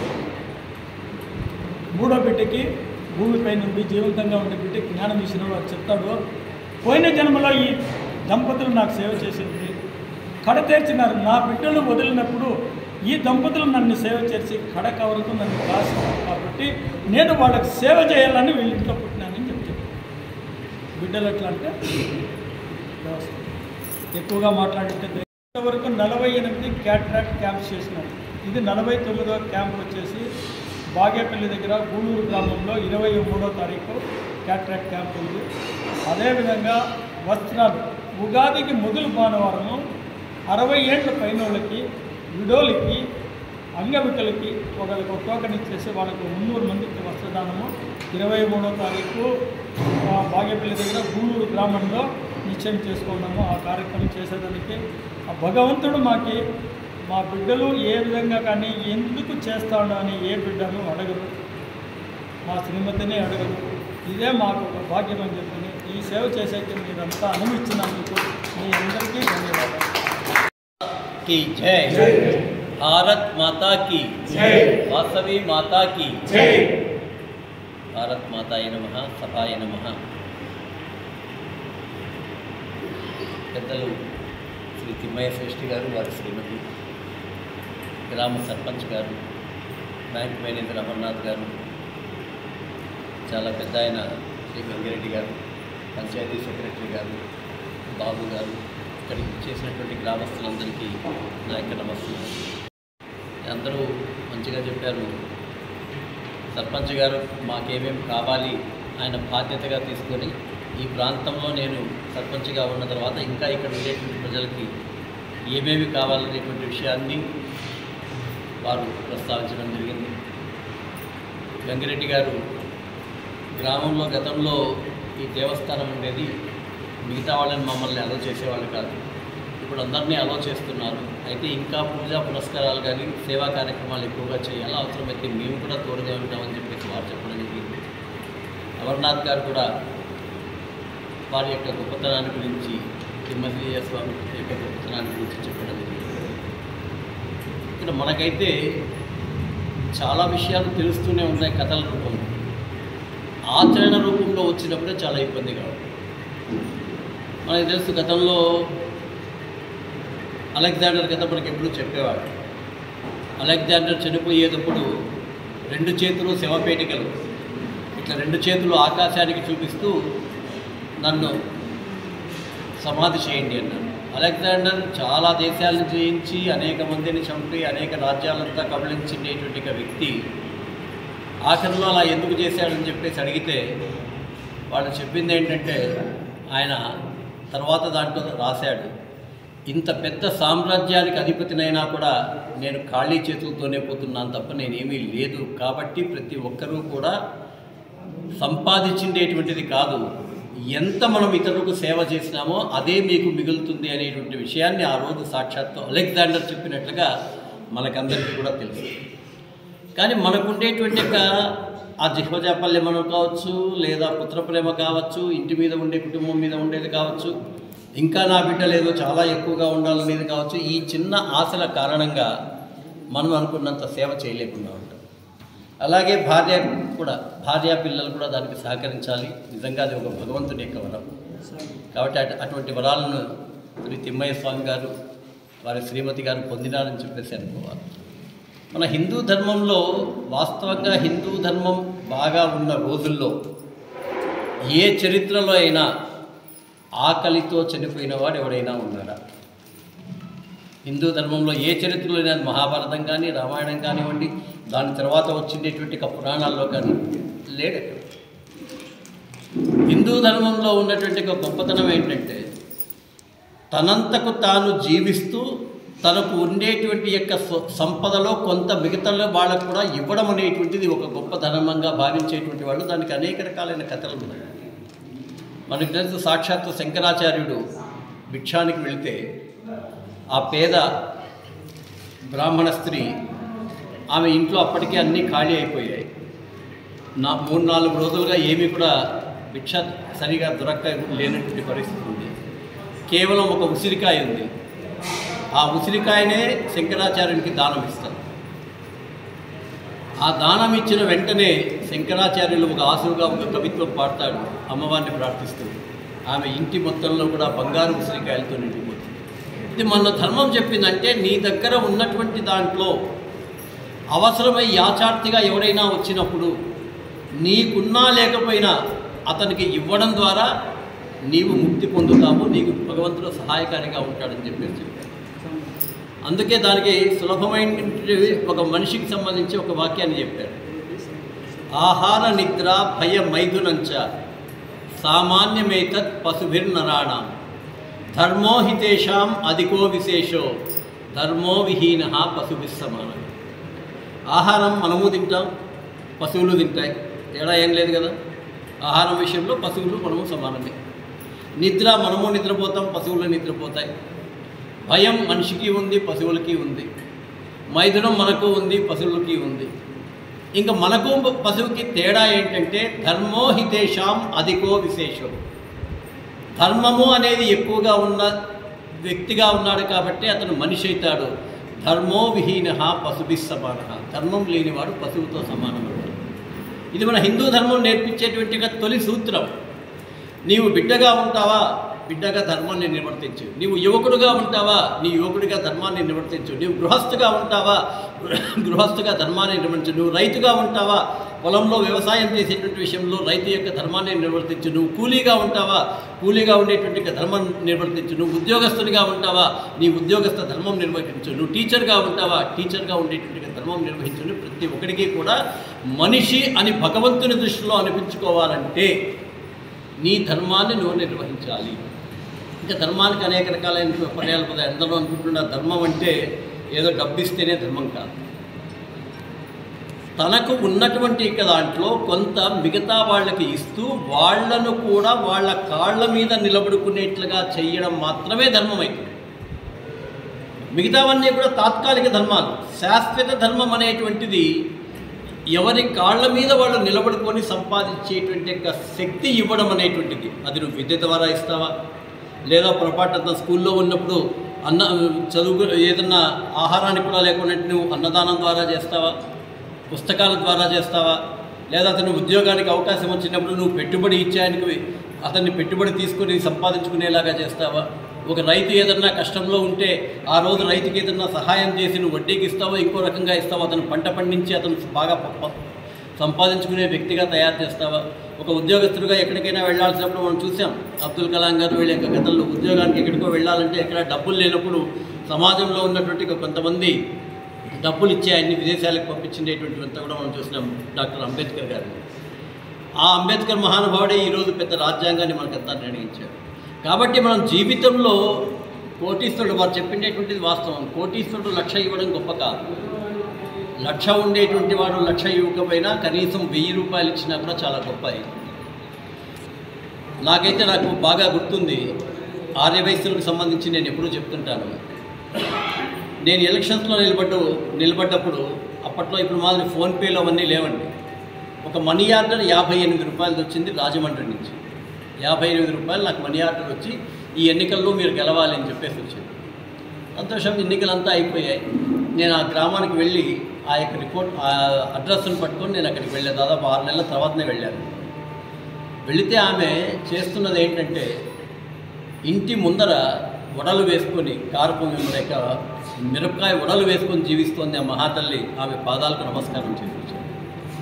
ఆమెను అడిగాను, ఎందుకమ్మా నువ్వు నాకు పంపించావు, ఎక్కడో కదిరి నీకేం తెలుసు అంటే, అయ్యా మా వైశ్య కులంలో ఎవరో చెప్తున్నారు ఆ ఫలానా వ్యక్తి నిలబడ్డాడంట మంచివాడు అన్నప్పుడు నాకు తోచినంతగా కూడా నేను కూడా సహాయం చేశాను. 58 రూపాయలతో ఈరోజు ఏమీ రాకపోవచ్చు, కానీ ఆ ఇచ్చిందేటువంటి ఆత్మవిశ్వాసం ఏదైతే ఉందో అది మమ్మల్ని అందరినీ పనిచేసేట్టుగా. ఆ యొక్క ధర్మ లక్షణాలన్నీ కూడా మన హిందూ ధర్మంలో చిన్నప్పుడు ఇంట్లో తల్లిదండ్రులు నేర్పించేవాళ్ళు, స్కూల్లో గురువులు నేర్పించేవాళ్ళు, సమాజంలో ఉండేటువంటి ఆచార్యులు నేర్పించేవాళ్ళు. ఈరోజు అదంతా కూడా పక్కకు వెళ్ళిపోయింది. స్వార్థం అనేటువంటిది చాలా ఎక్కువైపోయింది. దానికి కారణం ఏంటంటే మనం కాదు, మన హిందూ ధర్మంలో అలాగే ఉండి వస్తే కన్నా ఈ యొక్క లోపాలు ఉండేటివే కాదు. మెకాలే విద్యా విధానం అని ఏదైతే వచ్చిందో ఆ విద్యలో చదువు అంటే కేవలం ఉద్యోగస్తులు సంపాదించడానికి, భార్యా పిల్లల్ని పోషించడానికి తప్ప ధర్మము అనేటువంటి పదాలు దాంట్లో ఉండవు. అది బ్రిటిష్ వాళ్ళ యొక్క విద్యా విధానం. ఆ విద్యా విధానంలో ఉన్న కారణంగా దాదాపు 200 సంవత్సరాల్లో మన ధర్మాన్ని మనం మర్చిపోయాం. అయినప్పటికీ హిందూ ధర్మంలో ఉన్నటువంటి సనాతన ధర్మంలో ఉన్న గొప్పతనం ఏంటంటే కలియుగంలో న్యాయం ధర్మం ఒక పాదమే ఉన్నా అట్లాంటి ఒక పాదంలాగా ఉండేటువంటి వాళ్ళే తిమ్మయ్య స్వామి. రాజకీయాల్లో అనేక మంది ఉంటాం, రకరకాల మాటలు చెప్తూ ఉంటాం, ఎక్కడో సంపాదిస్తారు, ఎక్కడో ఇచ్చేస్తూ ఉంటారు. తనకు వ్యక్తిగతంగా వచ్చిండేటువంటి సంపాదన ఇవ్వడం అనేటువంటిదే చాలా గొప్ప. అట్లాగే వారు ఇంకో కథ కూడా చెప్పారు. ఒకతను మొత్తం అంతా డబ్బులంతా ఇచ్చేసి మొత్తం దానం చేసి పక్కకి వెళ్ళిపోయాడు. అయితే ఈరోజు ఆధునిక పరిస్థితుల్లో మనం 2 విషయాలు అయితే చేయాలి. ఒకటి ఏంటంటే మనం సంపాదించాలి. వారు చెప్పినటువంటిది గుర్తుంది కదా, ఆ 3 రుణాలని: మాతృ రుణం, భూమి యొక్క రుణం, గురువు యొక్క రుణం. మాతృరుణం కష్టపడి కన్న పేగులు తెంచుకొని బ్రతుకుతానో చేస్తానో అని తెలిసేటువంటి యొక్క బాధను కూడా భరించి తల్లి మనకు జీవితాన్ని ఇస్తుంది కాబట్టి మొట్టమొదట మాతృరుణం అన్నారు. ఏ భూమి అయితే మనం వాళ్ళందరినీ కూడా పోషిస్తూ ఉందో ఆ భూమిని, ఆ యొక్క భూమికి సంబంధించినటువంటి భూమాత రుణం. మనకు విద్యాబుద్ధులు నేర్పించి మనలో చైతన్యాన్ని తెచ్చి మనల్ని బాగుపరిచే వ్యక్తి కాబట్టి గురు రుణం అనేటువంటిది. వీటన్నిటిని కూడా మనం తీర్చుకోవాల్సినటువంటి అవసరం ఉంది. నాకు ఈరోజు ఇంతకుముందు చెప్పారు, ఇప్పుడు పట్టణం నాకు తెలియదు 10 సంవత్సరాల నుంచి ఇక్కడ ఉందని, ఆ చెరువుకు సంబంధించి. రియల్గా ఇది కూడా బాధాకరంగా అనిపిస్తుంది. దాన్ని వీలైతే మనం అందరం కలిసి మాట్లాడుకొని తీర్చుకోవాల్సినటువంటి అవసరం ఉంది. అలాగే ఇక్కడ అంటే ఎలా ఉంటుందంటే ధర్మం అనేటువంటిది కూడా ఆ రోజుల్లో నేను సప్లై ఛానల్స్కి సంబంధించి నేను వెళ్ళి అడిగాను సోమేష్ కుమార్ గారు. ఫస్ట్ నేను పోతానే, ఇదేంటండి మీరు మంచి ఎమ్మెల్యే, మీరు నీతివంతంగా ఉంటారనుకున్నారు, ఇట్లాంటి ప్రోగ్రామ్కి ఎందుకు వచ్చారు అని అడిగాను. నాకు ఆశ్చర్యం వేసింది. ఎందుకంటే సప్లై ఛానల్ చేస్తే తప్పేముంది. అప్పటిదాకా గత కాలంలో చెరువులో మట్టికి తీడిక పేరుతో మొత్తం అంతా కోట్ల రూపాయలు దోపిడీ జరిగింది. దాని మీద ఎంక్వైరీలు కూడా జరుగుతున్నాయి. ఇది కూడా అట్లాంటిదే అనుకున్నారు ఆయన. అయితే నేను ఆ రోజుల్లో ఉండేటువంటి దాంట్లో ఇక్కడి నుంచి 7 కిలోమీటర్లు ఉంటుంది దాదాపుగా. ఒక చెక్కలాగా వేసి అక్కడి నుంచి నీళ్లు వచ్చేటువంటిది 7 కిలోమీటర్లు ఉంటే నేనంతా నడుచుకుని వెళ్ళాను. ఏ కారణంగా ఇక్కడ నీళ్లు రావడం లేదు. ఈ చెరువుకి ఉన్నటువంటి ఒక గొప్పతనం ఏంటంటే రంగరాయలు గారు ఈ చెరువును నిర్మించే సమయంలో మధ్యలో నిలిచిపోతే, ఖజానాలో డబ్బు లేకపోతే వారి భార్య నగలు అమ్మి ఈ చెరువును పూర్తి చేసినారు అనేటువంటిది చారిత్రాత్మక సత్యం. ఎందుకంత గొప్పగా ఉంది అని ఆలోచన చేస్తే ఈరోజు ఒక టీఎంసీ నీళ్లు నిలబడాలనుకుంటే కొన్ని 100 కోట్లు ఖర్చు పెట్టాలి. ఆ కాలంలో చిన్నదాంతోనే దాదాపు 450 ఎకరాలు నేరుగా, ఇండైరెక్ట్గా ఇంకో 450 ఎకరాలు, 900 ఎకరాల దాకా ఇక్కడ వ్యవసాయం వస్తుంది. వ్యవసాయంలో కూలీలు బాగుపడతారు, రైతులు బాగుపడతారు, వాళ్ళు పండించే పంట తిని మిగతా వాళ్ళు కూడా బాగుపడతారు. అటువంటి దానికి ఎందుకు అడ్డం ఉంది నేను వెళ్ళిన తర్వాత చాలా చిన్న స్వార్థం. కొంతమంది రైతులు పక్కనే కాలం ఉంది కదా అని కాలువను ఆక్రమించుకున్నారు. ఇంకొంతమంది రైతులు దానికి సంబంధించి ఏమాత్రం కూడా వచ్చిండేటువంటి డబ్బుల్ని ఖర్చు పెట్టకుండా, అంటే ఆ యొక్క దీనికోసం ప్రతిసారి చెరువుకు ఫండ్స్ వస్తాయి, ఖర్చు పెట్టకుండా అట్లా ఉన్నారు. నేను అప్పటి నుంచి చూస్తే 36 సంవత్సరాల చరిత్రలో పెద్ద వర్షాలు, తుఫాన్లు వచ్చినటువంటి 4 సార్లు మాత్రమే పట్నం చెరువు నిండింది. కానీ నాకైతే నమ్మకం, రంగరాయలు గారు ఆ రోజు చెరువు కట్టించారు, ఆస్తిని కూడా అమ్మి తన భార్య నగలు అమ్మి అన్నప్పుడు బాగుంటుందనే ఉద్దేశంతో నేను వెళ్ళిన తర్వాత సోమేష్ కుమార్ గారికి అదే చెప్పాను. సార్, నేను ఈ కార్యక్రమం మంచిది కాకపోతే మీరు కలెక్టర్గా ఉన్నంత వరకు నేను మీ మొహం కూడా చూడనండి అన్నాడు. అంటే ఆయన ఆశ్చర్యంగా అదేంటి అంత గట్టిగా వాదిస్తున్నారు అన్నాడు.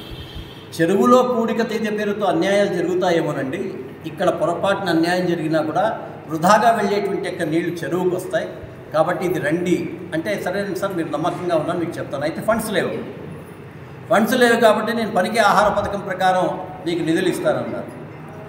సరే సార్ అన్నారు. అయితే ఏమన్నాడంటే, పనికి ఆహార పథకంలో ఎవరు చేయాలి పనులు, కేవలం కూలీలు మాత్రమే చేయాలి. నేను ఇక్కడికి వచ్చాను. ఇక్కడికి వచ్చి చూస్తే అది ప్రొక్లైనర్లు పెడితే తప్ప జేసీబీలు పెడితే పని జరిగేటువంటి పరిస్థితి లేదు. అప్పుడు ఇదే ప్లేస్లోని గ్రామస్తులని, విలేకరులని, అధికారులని అందరినీ కూర్చోబెట్టాను. అయ్యా, పరిస్థితి ఇట్లా ఉంది, పనికి ఆహార పథకంలో బియ్యం వస్తున్నాయి, ఎవరు పని చేసుకుంటారో నాకేమి ఇబ్బంది లేదు, నా కార్యకర్త నేను కాదు, ఎవరైనా చేసుకోండి పర్వాలేదు. అయితే మీరు అది ప్రొక్లైనర్ పెట్టి చేస్తే తప్పు పని జరగదు. పని జరగకపోతే 15 రోజుల లోపల నిధులు మురిగిపోతాయి, మళ్ళీ మనకి ఇప్పట్లో ఫండ్స్ రావు. దాన్ని ఎవరైనా చేస్తారంటే అప్పుడు మేము బీజేపీలో ఉన్నాం, వారు కాంగ్రెస్లో ఉన్నాం. మిగతా వాళ్ళు ఎవరు ముందుకు రాలా. గంగిరెడ్డి గారు నేను చేస్తానని ముందుకు వచ్చాడు. విలేకరులని అందరినీ కూడా అడిగారు, అయ్యా ఆయన ప్రొక్లైనరే పెట్టి చేయాల్సి వస్తుంది, ఎంత వీలైతే అంత మామూలు పనికి ఆహార పథకం కింద చేసినా ఎక్కడైనా చేస్తారు, మీరు అభ్యంతరం పెట్టకూడదు. ఒకవేళ ఎవరైనా తప్పుడు కంప్లైంట్ ఇచ్చినా మీరు పేపర్లలో రాయకూడదు, రాస్తే బిల్లులు రాకుండా పోతాయన్నప్పుడు అందరూ ఏకమయ్యారు. ఆయనకు పని ఇచ్చారు. దాదాపు 15 రోజుల్లో అనుకునేటువంటిది 9-10 రోజుల్లోనే ఆయన పని పూర్తి చేశారు. ఆ సంవత్సరమే చెరువు నిండింది. ఆ సంవత్సరం రైతులందరూ కూడా మమ్మల్ని ఆహ్వానం పలికి 6 లక్షల రూపాయలతో 60 లక్షల రూపాయలు పంట సాధించిన పంట కాల్వ సారథి పార్థసారథికి సోమేష్ కుమార్ గారికి స్వాగతం. ఈరోజు కూడా నా కళ్ళ ముందర ఇప్పటికీ అది అట్లే. ఇది కూడా ధర్మమే. అంటే నేనేమంటానంటే, నువ్వు పని చేస్తూ ఉన్నావు ఒక కూలీగా, నీకు సంబంధించిన విషయం కాకపోవచ్చు, అక్కడ ఏదైనా ఒక మంచి విషయమో లేకపోతే అక్కడ ఒక రాయి అడ్డం పడింది, ఎవరైనా కారులో వస్తూ ఉంటే కదా, లేకపోతే బండిలో వస్తుంటే లేకపోతే నడుచుకొని వస్తుంటే ఆ రాయి అతనికి తగిలితే ప్రమాదం అవుతుంది, అది పక్కకు తీసేయడము ధర్మమే. నీ జీవితంలో ధర్మం అనేటువంటిది నీది కానటువంటిది వేరే వాళ్ళకు సహాయం చేయడం అనేటువంటి ధర్మం. అటువంటి ధర్మ పురుషుల మధ్య మనం ఈరోజున్నాం. దీన్ని స్ఫూర్తిగా తీసుకొని మనం ముందుకు వెళ్ళాలా. రాజకీయాలు ఎప్పుడూ ఉంటాయి, అవి వస్తూ ఉంటాయి, పోతూ ఉంటాయి. రాజకీయాలు ఎలక్షన్స్లో మాత్రమే చూసుకోవాలా. ఆ 10-15 రోజులు మాత్రమే నీవు నేను వేరే అనుకోవాలా. తర్వాత గ్రామం అంతా ఒకటే అనుకోవాలా. గ్రామం యొక్క అభివృద్ధి కోసం మాత్రమే మనం జీవించాలి. ఒక చిన్న ఉదాహరణ చెప్పి నేను ముగిస్తాను. ఇట్లాంటి ఊరిలోనే ఇంట్లో దొంగలు పడ్డారు, శబ్దాలు వినిపిస్తున్నాయి. వాళ్ళ ఇంట్లో దొంగలు పడ్డారు కదా, నాకేం లే అని చెప్పేసి నువ్వు ఉన్నావనుకో, ఆడ దొంగతనం చేసిన తర్వాత ఆ దొంగలు ఏం చేస్తారు? అంతే కదా, ఖాళీగా ఉంటారా? అన్యాయం చేసేటువంటి వాడు ఎవడైనా ఉన్నాడంటే నాకెందుకులేని అనుకుంటే వాడు అన్యాయాన్ని అక్కడితోనే ఆపడు, మన మీదకి కూడా వస్తాడు. కాబట్టి అన్యాయాన్ని ఎదిరించడానికి ఎవరికి పెండ్లి పిలుపులు అవసరం లే. ఎక్కడైనా సరే మన కళ్ళ ముందర అన్యాయం జరుగుతున్నా, అవినీతి జరుగుతున్నా ఖచ్చితంగా మనం ఎదుర్కోవాలి. ఆ యొక్క గ్రామ సమైక్యత ఉన్నంత వరకే గ్రామాలు బాగుపడతాయి. ఆ గ్రామాలు బాగా ఉన్నప్పుడు మాత్రమే ఆ గ్రామంలో ఉండేటువంటి మీ ఆస్తుల విలువ పెరుగుతుంది. అవునా కాదా? ఈరోజు దేశవ్యాప్తంగా రోడ్లు వస్తున్నాయి. మొన్న మామూలుగా ఉంటారులేండి విమర్శ చేసేటువంటి వాళ్ళు. నేను ఒక చోట ఇట్లే రైల్వే గేట్ దగ్గర కూర్చోంటే పక్కన ఒక ఆమె చెప్తాను, ఏం సార్ పెద్ద పెద్ద రోడ్లు వేస్తే మాకేం లాభము అనింది. అవ్వా నువ్వు పక్కనే కదా ఇప్పుడు ఆమె చిన్న బంక్ ఉంటుంది, ఈ బంకు నీదేనా? అవును సార్, ఈ 3 ఎకరాలు నాదే అన్న. ఈ 3 ఎకరాలు ఈ రోడ్డు వేయక ముందు ఎంత డబ్బులు అన్న? 10 లక్షల రూపాయలు సార్ అని. ఇప్పుడు ఎంత వా అన్న? 1 కోటి రూపాయలు అండి. సరే మా 90 లక్షల రూపాయలు మా నరేంద్ర మోడీ గారికి ఇచ్చేసి. నేనెందుకు ఇస్తాను సార్, నా భూమి. మరి భూమి నీ భూమి అయితే నీకు ఆ మోడీ గారు ప్రభుత్వం రోడ్డు వేసిన తర్వాత కదా నీకు విలువ వస్తూ ఉండేది, అంతకుముందు 10 లక్షలే కదా అది. కాబట్టి అభివృద్ధి అనేటువంటిది గ్రామంలో నీ ఇంటికి జరిగినా, పక్కింటికి జరిగినా, గ్రామంలో ఎక్కడ జరిగినా కూడా ఆ గ్రామం అంతా అభివృద్ధి చెందినప్పుడు నేరుగా వేరే వాళ్ళకి లాభం రావచ్చునేమో కానీ ఇండైరెక్ట్గా నీకు కూడా లాభం వస్తుంది అనేటువంటి విషయాన్ని మన ప్రజలందరూ గుర్తుంచుకొని ఒకరిలో ఒకరు మాట్లాడుకొని ఐకమత్యంతో గ్రామాన్ని అభివృద్ధి చేస్తే మన ఆస్తులు బాగుంటాయి, మన పిల్లలు బాగుంటారు, మన ధర్మం బాగుంటుంది. ప్రపంచంలో హిందూ సనాతన ధర్మాన్ని మించిన ధర్మం ఇంకెక్కడా లేదు. అటువంటి ధర్మాన్ని మనం ముందుకు తీసుకుని వెళ్ళాలా. దేవస్థాన కార్యక్రమాలు ఉన్నప్పుడు దేవస్థానాలకి రావాలా, ధర్మ కార్యక్రమాలు ఏవైనా జరిగినప్పుడు ధర్మ కార్యక్రమాలు రావాలా, ఊరేగింపులు జరిగినప్పుడు మనం అందరము కూడా పాల్గొనాలా. మన దగ్గర ఉన్నటువంటి శక్తిలో 10వ ప్రక్కో మొత్తం అంతా కూడా ఇచ్చి ధర్మాన్ని నిలబెట్టేటువంటి వ్యక్తులుగా తయారు కావాలా. అట్లాంటి దానికి ఆదర్శంగా ఇలాంటి వాళ్ళని మనం ఎప్పుడు కూడా చూస్తూ మంచి పనులు చేయడంలో పట్టణం గ్రామం ఎప్పుడు ముందుగా ఉండాలని చెప్పేసి నేను కోరుకుంటూ సెలవు తీసుకుంటాను. అన్న ఎక్కడున్నారంటే బయట ఉన్నారన్నాడు. ఏమంటే ప్రోగ్రాంలో తిమ్మయ్య స్వామి వచ్చినాడన్న, మా పట్టణ గ్రామానికి దాదాపు 3 లక్షల రూపాయలు విలువ చేసే స్ట్రీట్ లైట్స్ కేబుల్ అంతా ఇచ్చినాడంటే నేను తప్పకుండా హాజరవుతానని చెప్పి పిలిచిన వెంటనే తమ సమయాన్ని వెచ్చించి పట్టణ గ్రామానికి ఇచ్చేసిన ఎమ్మెల్యే పార్థసారథి గారికి ప్రత్యేక ధన్యవాదాలు తెలుపుకుంటున్నాం. చంద్రుడికి ఏమి ఇస్తామమ్మా? నెక్స్ట్ డే మనము చంద్రునికి ఏమి ఇస్తాము? ఆ విధంగా పార్థసారథి గారికి మా ట్రస్ట్ నుంచి ఒక నూలుపోగు మాదిరి ఒక హాల్.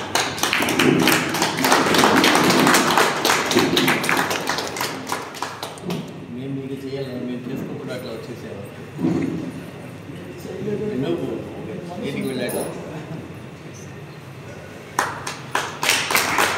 8 మంది స్నేహితులు దేవస్థానానికి పోతారు. దేవస్థానానికి పోయినప్పుడు ఒకడు అనివార్యం నుంచి బయటకు పోతాడు. 7 మంది దర్శనం చేసుకొని వస్తారు. 8వ అతను పోయేలాగా దేవస్థానం గుడి మూసేస్తారు. ఇందులో ఎవరికి పుణ్యం చేస్తారు? లాస్ట్ వ్యక్తి ఎట్లా? ఆ వ్యక్తి కారణంగా మిగిలిన 7 మందికి దర్శన భాగ్యం కలిగింది. సరైన ఉత్తరం కాదు. దర్శనం కోసం ఇంకోసారి వస్తాడు. దర్శనం కోసం ఇంకొకసారి వస్తారు. ఈ 7 మంది దేవుణ్ణి చూసినాము అని చెప్పి ఊరికి అయిపోతారు. అవునా? 8వ అతను నేను దేవుణ్ణి చూడలేదు మనసులో తలుసుకుంటాను. 7 మంది దర్శనం అయిపోయింది, వాళ్ళు వెళ్ళిపోయారమ్మా. మనం దేవుడిని చూసినాము, మనం మర్చిపోతాము, ఫోన్ చేసి వెళ్ళిపోతాము. చూడకుండా ఉండే మనసులో ఏముంటుంది? నేను దేవుడిని చూడలేదని సదా దాన్నే తలుసుకుంటూ ఉంటాడు. కాబట్టి అతనికి పుణ్యం చేస్తాడు. కాబట్టి ఈరోజు ఈ కార్యక్రమానికి సామాన్య ముందర పడినాడు కాబట్టి సామాన్య పుణ్యం చేస్తే మాకన్నా. కాబట్టి సామాన్యకు సన్మానం చేయాలి కదా. సామాన్య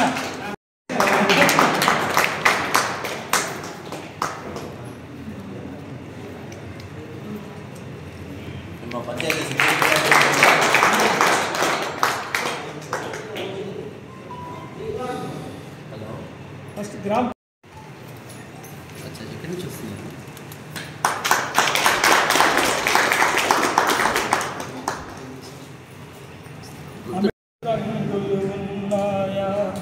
మనిషికి రంగులు ఉన్నాయి కానీ ఆత్మకు రంగులు ఉన్నాయా? మనిషికి రంగులు ఉన్నాయి కానీ ఆత్మకు రంగులు ఉన్నాయా? పూలకు రంగులు ఉన్నాయి కానీ పూజకు రంగులు ఉన్నాయా?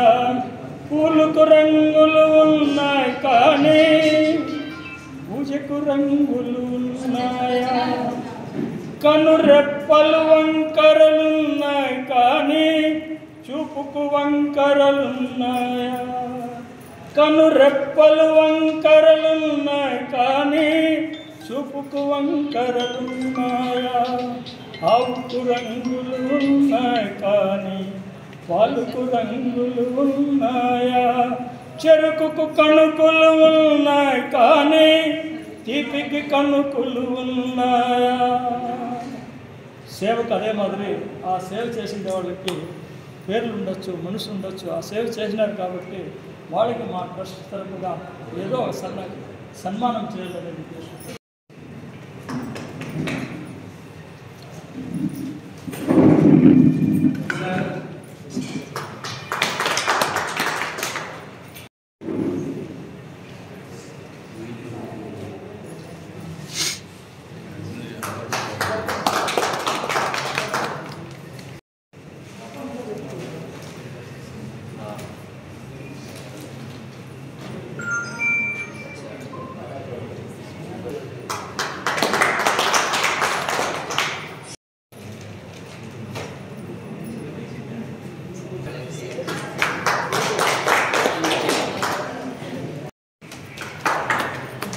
రూపాయలు ఇస్తే కూడా బిడ్డలు ఎవరు ఇంటికి పోయి ఏమీ చెప్పలే.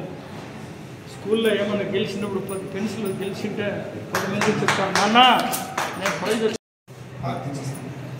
తర్వాత ఇంకొక ముఖ్యమైన విషయం ఏమంటే ఈ